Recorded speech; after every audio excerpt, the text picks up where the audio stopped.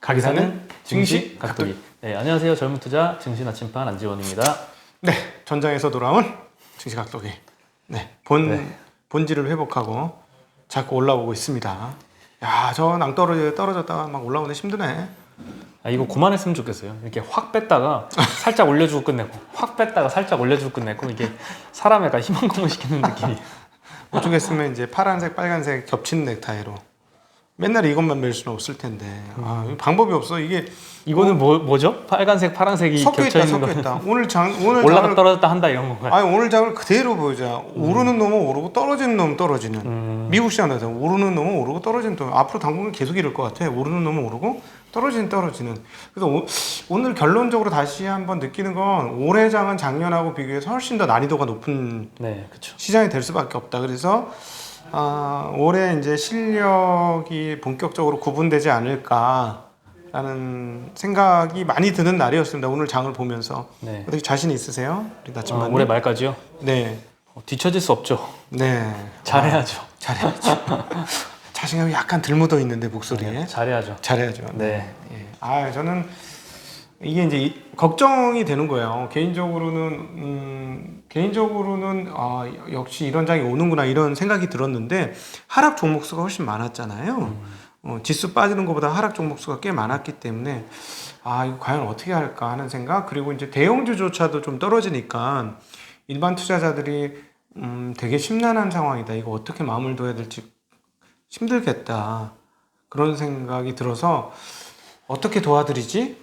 대형주 하라고는 했었는데 어떻게 도와드리지 하는 좀 걱정이 있고, 제가 이제 참고로 잠깐 말씀드리면 저희는 종목 추천을 안 합니다. 매수 추천을 안 하고, 그리고 쉽게 뭐에 대해서 구체적으로 말씀드리기 어려운 입장이에요. 저희는 제도권에 있고 그런 거 얘기하면 저희한테 검찰한테서 전화 옵니다. 저희는 제도권에 있기 때문에 그런 거 함부로 절대 말씀드릴 수는 없어서. 그러나 뉘앙스로 살짝 언급을 살짝 하는 뉘앙스가 있을 거예요. 그러면 그건 알아서 정말 그 매처럼 매 눈으로 채가시면 됩니다. 약간 뉘앙스 주는 걸 채가시면 돼요. 더 이상은 저희는 진도를 못 뺀다는 거. 네. 예. 어쨌든 경기 관련 주식들이 굉장히 좋겠죠. 오늘 떨어진 것들 보니까 뭐 전기차, 수소차 이런 종목들은 뭐 계속 떨어졌고요. 네. 많이 오른 종목들은 이제 은행이 제일 많이 올랐습니다. 2.3% 정도 은행 네. ETF가 그 정도 올랐고요. 실제로는 금리가 오늘 미국 금리는 좀 떨어져서 오히려 스프레드가 좀 줄어드는데 한국 같은 경우 스프레드가 벌어진 상황이니까. 네, 한국은 지금 2%가 넘어서 2.035%. 그렇죠. 네, 10년물이요. 미국 금리는 아침에 뭐 어제 미국장만 해도 1.6이 넘었었는데요. 예. 지금이 1.535% 정도로 많이 안정화됐습니다. 네, 그럼 미국 시장은 오늘 대체적으로 기술주들은 떨어졌던 거에서 현재 상태라면 금리만을 봐서는 반등할 수 있을 것이다라고 봐도 되겠지. 합리적으로는 네, 그럴 수 있을 것 같습니다. 이후에 어떻게 될지는 뭐 더 봐야 되긴 하겠지만. 네. 그래서 오늘 이렇게 어저께 1.6까지 갔던 금리가 이렇게 많이 안정화된 데는 옐런 재무장관의 발언이 좀 영향을 미쳤던 것 같습니다. 인플레이션 우려가 지금 시장에서 많이 대두되고 있는데 여기에 대해서 인플레이션이 진행될 것으로 보이면 이를 다룰 수단이 있다. 긴밀하게 모니터링하겠다라고 자신감 있는 발언을 하면서 좀 금리를 안정시켜 준 게 아닌가 싶습니다. 그리고 노동시장은 2022년까지 정상 궤도로 복귀가 될 것으로 예상한다라는 얘기도 같이 하셨습니다. 네. 오늘 시장 말씀드리면은 뭐 2% 가까이도 빠졌었는데 네. 코스닥은 뭐 더 많이 빠졌었죠. 중국 시장이 후덜덜했다니까요. 중국 시장은 결국 뭐 마이너스 2%. 그러니까 다 올라 중국 네, 또 어떤 느낌인데 오늘 10시 반 중국 시장 개장하기 전에 알아서 빠지더라고 시장이. 야, 이제 중국 시장한테도 쫄고 미국 시장한테도 쫄고 이게 뭐냐 주체성 없는 이 시장은. 근데 중국 시장이 올라왔어. 그래서 같이 올라오더라고. 중국 시장이 드디어 이제 오르는구나. 이제 많이 빠졌으니까 얼마나 많이 빠졌어. 고점 대비 굉장히 많이 빠졌거든요. 네. 그래서 좀 올라오는구나 했는데 우리는 반등을 좀 하고 끝났잖아요. 얘네는 다시 떨어져서 끝났어. 앞선 코너에 나침판 얼굴이. 나침판은 접니다. 미안. 계량기 얼굴이 굉장히 참 계량이 필요한 그런 상황이었어요. 여러분 댓글로 계량 좀 시켜주시기를 부탁드리겠습니다. 예. 네. 한국 시장은 다행히 코스피가 0.67% 하락에 마감을 했습니다. 이거에 뭐 다행스러워야 되는지 모르겠는데요.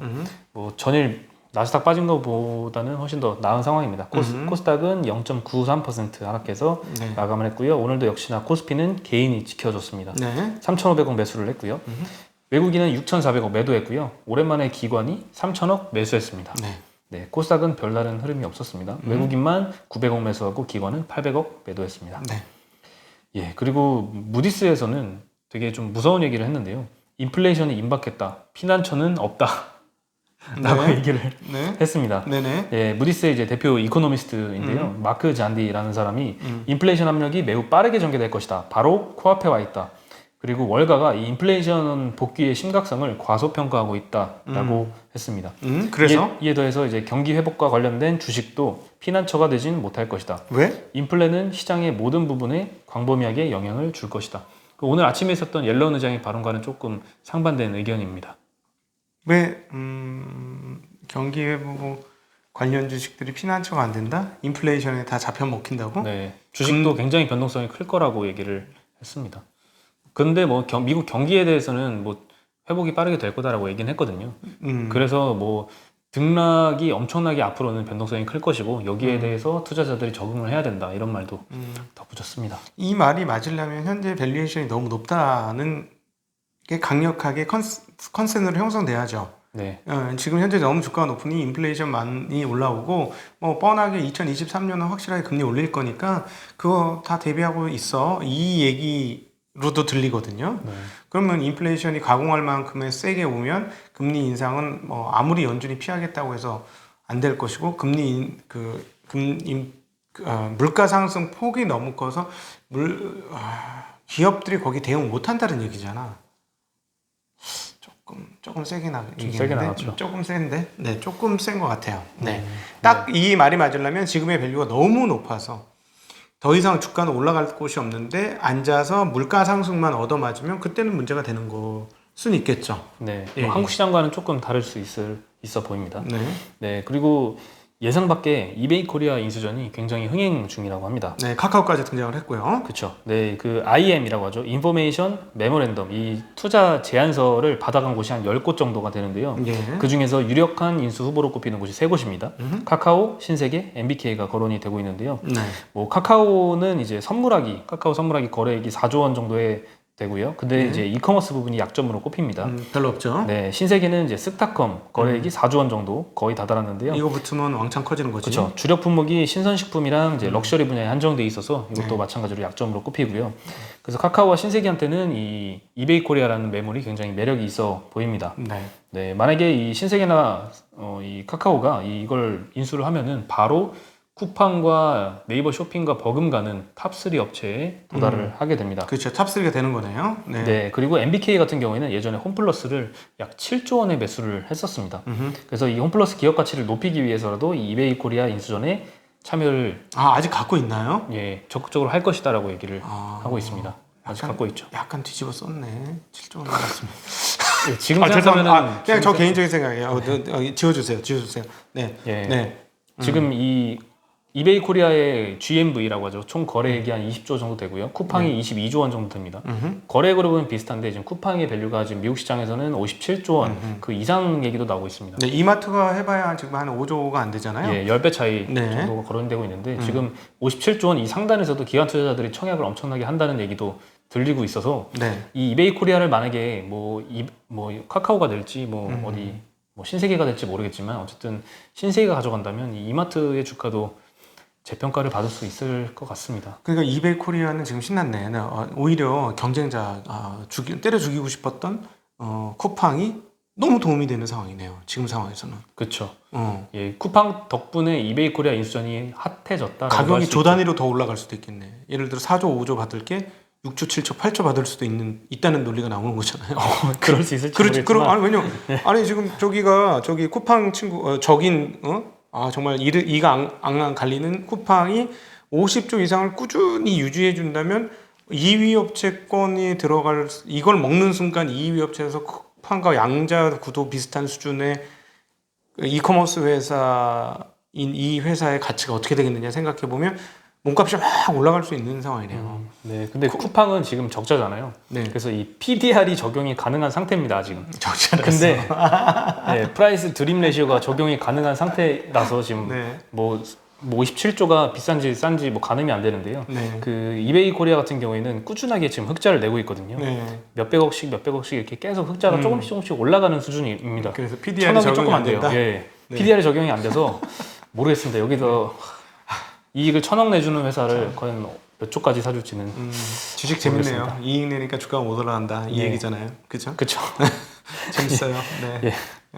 그리고 이제 샤오미도 최근에 주가가 많이 빠졌잖아요. 예, 반도체가 부족해서 스마트폰 생산에 차질이 있다라는 소식입니다. 야, 반도체까지 왔다는 게 이제 대단합니다 지금. 예, 스마트폰 부품까지 스마트폰까지 왔습니다. 네. 예, 쇼티지 부품이 차량용 반도체에서 스마트폰 AP, 모뎀 칩, PMIC, 이건 전력 관리 반도체고요. 그다음에 RF까지 전이되는 분위기라고 합니다. AP 칩 1위가 퀄컴인데요. 여기가 칩 부족해가지고 삼성전자와 샤오미 등의 스마트폰 제조업체가 생산 차질을 겪고 있습니다. 퀄컴의 AP는 이제 삼성전자 오스틴 팹에서 생산하고 있으니 더더욱 이런 문제가 좀 심화되고 있겠죠. 네. 네, 그리고 퀄컴으로부터 5G 모뎀 칩을 받는 애플도 이 영향을 받기 시작한 것으로 알려졌습니다. AP가 부족한 게 아니라 그럼 뭐 네, 모뎀 칩이 부족하다고 합니다. 네. 네, 그리고 샤오미의 부회장인 류 웨이빙이라는 사람이 지난달 말부터 사실 이 경고를 하긴 했는데요. 반도체가 부족하다라고 얘기는 했거든요. 네. 근데 지금은 이제 남아있던 재고까지 모두 소진한 모델은 이미 생산이 중단되는 상태라고 합니다. 파운드리 업체도 당연히 주문이 많이 밀려 있어가지고 추가 주문이 힘든 상황이고요. 네. 업계에서는 이제 파운드리 업체가 15%에서 20% 단가 인상을 한다 하더라도 제조회사들은 가격은 상관없으니 빨리 만들어 달라라고 하는 상황이라고 합니다. 그리고 조만간 스마트폰 생산량이 감소할 것이다라고 전망을 하고 있습니다. 네. 네, 굉장히 심각한 상황입니다. 네. 네, 그리고 부품들의 단가도 당연히 이런 쇼티지 상황이니만큼 20%씩 상승하고 있긴 하거든요. 그리고 이를 최종 반도체 업체에서 대부분 보전해주고 있다라고 합니다. 뭐 사실 진짜 보전해줄까 이런 생각은 들긴 하는데요. 네. 네, 어쨌든 판매량 감소로 인한 매출 하락이라는 이 마이너스 요인이 있고요. 반대편으로는 단가 인상이라는 이 마진 상승에 의한 플러스 요인도 있습니다. 네. 근데 아직 시장에서는 이 마이너스 요인에 좀 집중을 하는 모습입니다. 최근에 반도체 밴더들 주가 많이 빠지고 있잖아요. 단가가 올라가더라도 일단 주가는 내려오고 있습니다. 파운드리 업체한테는 좋고 완성체 업체들한테는 상당히 안 좋은 뉴스잖아요. 네. 이거는. 그렇죠. 근데 반도체가 많이 빠지고 있어. 못 만들어서 못 판다라고 보는 건가? 지금? 그렇지. 그 퀄컴이나 이런 이거는 이 퀄컴이라든가 엔비디아는 완성품 업체이고 그 중간재 회사는 TSMC하고 삼성전자, UMC, SMIC 이런 회사들이니까 이런 애들이 지금 공정해주는 애들이 지금 쇼티진 거고 네. 얘네들은 그냥 그것 때문에 이제 못 파는 거니까 얘네는 당연히 안 좋을 거고 주가가 이 공정 관리하는 회사는 굳이 꼭 나쁠 건 없어 보이긴 하는데 말이죠. 네. 네. 예를 들면은 이제 AP 칩이 많이 부족하다. 네. 근데 예를 들면 모뎀 칩은 하나도 안 부족하다. 그럼 AP 칩은 부족하니 단가가 올라갈 거고. 네. 근데 이제 그게 부족하니 스마트폰 최종 생산량은 당연히 떨어질 거고. 네. 그러면 모뎀 칩 만드는 회사는 남지.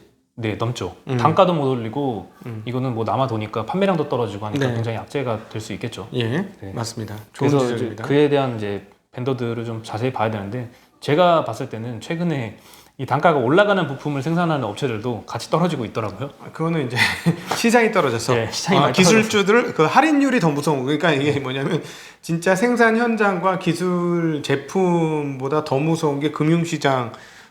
예를 들어 호암마마, 옛날에 우리 비디오 볼 때 호암마마보다 네. 더 무서운 무슨 비디오 있었죠. 음란 비디오 있었죠. 뭐 이런 거 있었는데 네. 내가 왜 이 얘기를 했지? 근데 어쨌든 그 지금 이게 완전히 좀 뭐가 이제 뒤집어지고 한 그런 상황이에요. 네. 네. 그리고 이 삼성전자 오스틴 팹 얘기를 한 번 더 드려야 될 것 같은데요. 매출 손실이 생각보다 굉장히 많더라고요. 1조 원 가까이도 얘기가 나오고 있습니다. 네, 맞네요. 네, 삼성전자 오스틴 팹의 작년 매출이 3.9조 원이었거든요. 그래서 하루에 한 107억 원? 이 정도 꼴입니다, 매출이. 네. 근데 지금 21일째 셧다운 상황이라서 한 2천억대 정도 손실이거든요. 근데 네네. 이것뿐만이 아니라 다음 달 중순까지도 이 상황이 이어지면 점점 더 커지겠고요. 네. 게다가 한 번 가동이 멈추면 이 미세 공정일수록 재가동하는데 시간이 굉장히 오래 걸린다고 합니다. 그렇겠죠. 네, 지난번에 이제 2019년 6월에 도시바 메모리가 반도체 공장이 딱 15분 정전이 됐었던 사건이 있었는데요. 재가동할 때 한 달 반이 걸렸다고 합니다. 네. 네, 거기다가 이제 매출 손실뿐만 아니라 제품 납기가 지나서 지급이 딜레이 되잖아요. 그러면 해당 업체한테 고객사한테 위약금을 줘야겠죠. 네. 이것까지 고려하면 삼성의 손실이 한 1조 원 규모라는 관측이 나오고 있습니다. 예. 굉장히 큽니다. 네. 네, 그럼에도 불구하고 금융시장에 휩쓸려서 칩 주식은 떨어지고 있다는 거. 쇼티지인데. 맞습니다. 이게 재미난 상황이에요, 지금. 네. 네.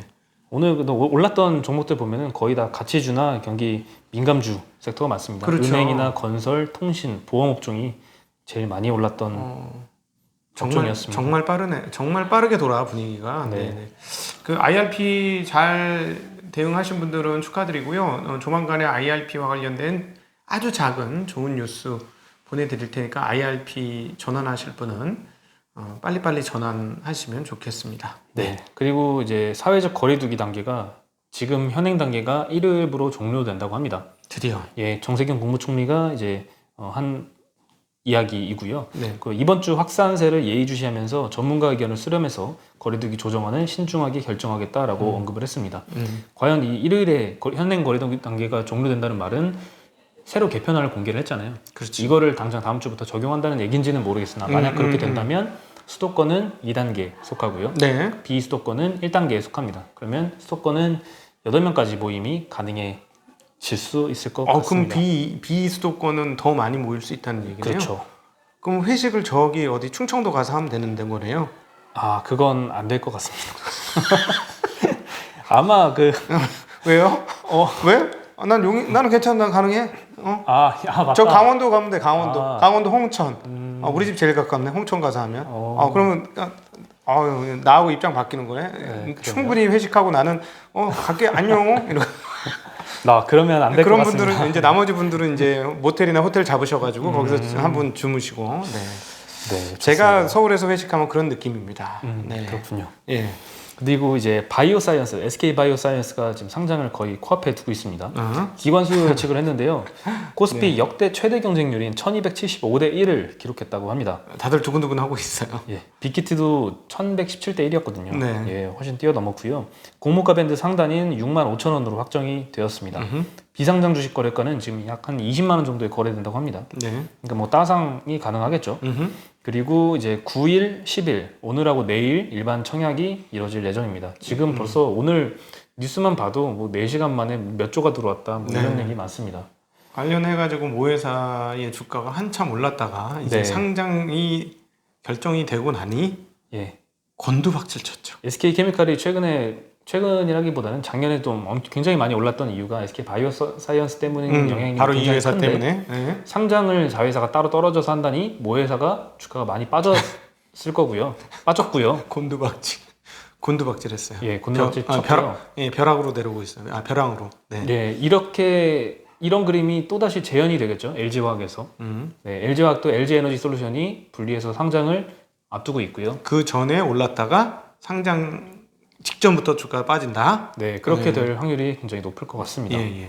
네, 그리고 주요 투자은행에서 한국의 성장률을 3.6%로 전망을 했는데요. 이 수치가 매달 조금씩 올리고 있다라고 합니다. 9일 국제금융센터에 따르면 2월 말 기준 데이터거든요. 네. 골드만삭스, BOA, JP모건, HSBC 이런 여러 회사 해외 IB들이 전망을 했는데요. 10월 달에 전망치가 3.3%였는데 거의 매달 0.1%포인트씩 올려가지고 지금 3.6%라고 합니다. 더 오를 거예요. 제가 감히 말을 해보면 이번에 중국의 수출입 동향 성장률이 너무 어마무시하게 나왔기 때문에 네. 그렇다면 결국 한국 더 높게 잡힐 것 같습니다. 그렇죠. 안 그래도 이렇게 상향을 하고 있는 국가가 한국과 인도, 대만, 싱가포르, 인도네시아고요. 반면에 하향하는 국가는 말레이시아, 태국, 홍콩, 필리핀, 베트남이라고 합니다. 이게 올라가면 경기 좋아지는 거고 기업도 좋아지는 건데 네. 주가는 안 좋아지네요. 주가도 뭐 따라갔으면 좋겠습니다. 네. 예. 그리고 이제 미국 경기 부양책 이제 원래 오늘 9일 기준으로 이제 미국에서 하원 표결을 앞뒀었는데요. 10일로 연기됐다고 합니다. 네. 네. 네. 그리고 10일 하원 표결만 지나면 뭐 바이든 대통령 바로 사인을 할 것 같습니다. 그렇죠. 네. 네. 14일 바로 전에 하겠다 얘기를 하고 14일 전에 있으니까요. 하는 거라 이거는 이제 거의 제가 보기에는 시장에서의 영향력은 조금 감소하지 않을까 싶습니다. 워낙 이제 다 알려진 내용이라서 자 이게 또 채권 시장을 어떻게 흔들어 줄 것인지 그리고 요 다음번에 하나 더 있어요. 3조 달러 인프라 투자 얘기가 있어요. 그 얘기 나오면 또 채권 금리 어떻게 될지. 이 채권이 중요하다는 거 일본에 다들 뼈저리게 느끼실 겁니다. 채권에 따라서 이 금융시장이 이렇게 흔들릴 수 있다라는 게. 그러나 어쨌든 영원히 지속되지는 않을 거라는 거. 그 과정에서 상당히 힘이 들다는 거. 문제는 이 난리통을 끝내고 왔더니 시장의 질이 바뀌었어. 그러니까 이 난리통 전에 시장은 주로 이제 뭐 첨단 기술 제품만 파는 그런 용산 전자상가였는데 갑자기 갔다가 다시 돌아오니까 동대문 시장으로 바뀌어 있는 그런 분위기 아니냐. 이 천 같은 거 팔고 뭐 이런 거, 기계 팔고 막 이런 분위기가 될까봐 지금 조금 다들 걱정이실 텐데, 네, 좀 저희도 같이 걱정이라서 밸런스를 잘 조절해야 된다라는 생각 다시 한번 해봅니다. 네, 그러면 저희는 여기서 인사드리겠습니다. 안녕.